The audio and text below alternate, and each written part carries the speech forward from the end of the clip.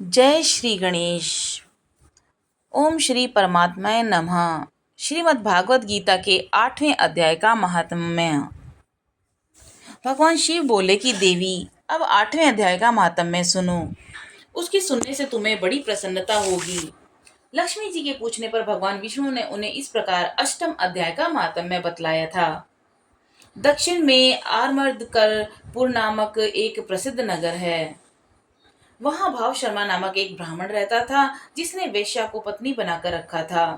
वह मांस खाता, मदिरा पीता, श्रेष्ठ पुरुषों का धन चुराता और पराई स्त्री से व्यभिचार करता और शिकार खेलने में दिलचस्पी रखता था। वह बड़े भयानक स्वभाव का था और मन में बड़े बड़े हौसले रखता था। एक दिन मदिरा पीने वालों का समाज जुटा था। उसमें भाव शर्मा ने इस भर पेट ताड़ी पी, खूब गले तक उसको चढ़ा लिया। अतः अजीर्ण से अत्यंत पीड़ित होकर वह पापात्मा कालवश मर गया और बहुत बड़ा ताड़ का वृक्ष हुआ।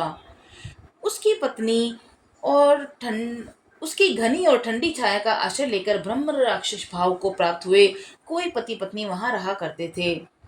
उनके पूर्व जन्म की घटना इस प्रकार है। एक कुशीबल नामक एक ब्राह्मण था, जो वेद वेदांग के तत्वों का ज्ञाता, संपूर्ण शास्त्रों के अर्थ का विशेषज्ञ और सदाचारी था। उसकी स्त्री का नाम कुमति था। वह बड़े खोटे विचार की थी। वह ब्राह्मण विद्वान होने पर भी अत्यंत लोभवश अपनी स्त्री के साथ प्रतिदिन भैंस, काल पुरुष, घोड़े आदि बड़े दानों को ग्रहण किया करता था, परंतु दूसरे ब्राह्मणों को दान में मिली हुई कौड़ी भी नहीं देता था। वे ही दोनों पति पत्नी कालवश मृत्यु को प्राप्त होकर ब्रह्म राक्षस हुए।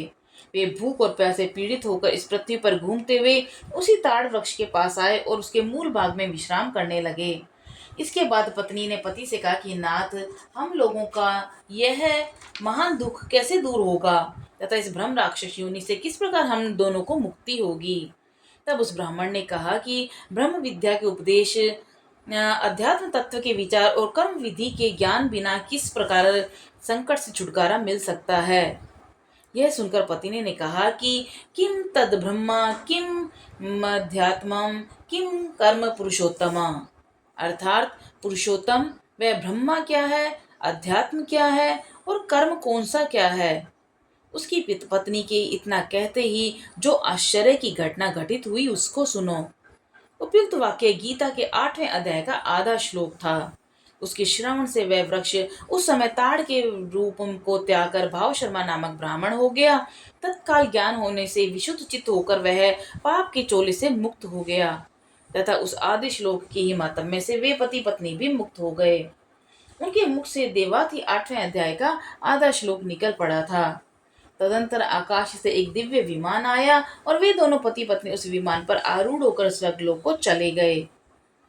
वहां का सारा वृतांत अत्यंत आश्चर्यजनक था।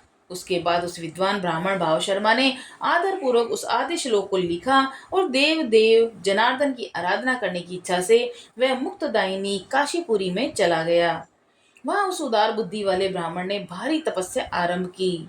उसी समय शीर्षागर की कन्या भगवती लक्ष्मी ने हाथ जोड़कर देवताओं के भी देवता जगतपति जनार्दन से पूछा कि नाथ, आप सहसा नींद त्याग कर खड़े क्यों हो गए हो।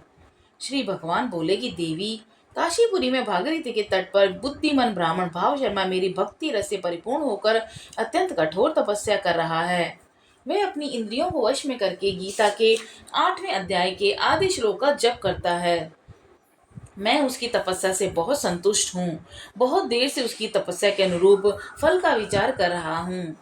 प्रिय, इस समय वह फल देने को मैं उत्कंठित हूँ।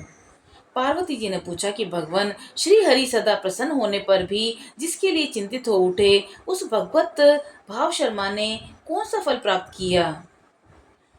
श्री महादेव जी बोले कि देवी, द्विज श्रेष्ठ भाव शर्मा प्रसन्न हुए भगवान विष्णु के प्रसाद को पाकर आत्यंतिक सुख मोक्ष को प्राप्त हुए तथा उसके अन्य वंशज भी जो नरक यातनाओं में पड़े थे, उसी के शुद्ध कर्म से भगवत धाम को प्राप्त हुए। पार्वती, यह 8वें अध्याय का महात्म्य थोड़े में ही तुम्हें बताया है। इस पर सदा विचार करते रहना चाहिए। बोलो श्री कृष्ण भगवान की जय।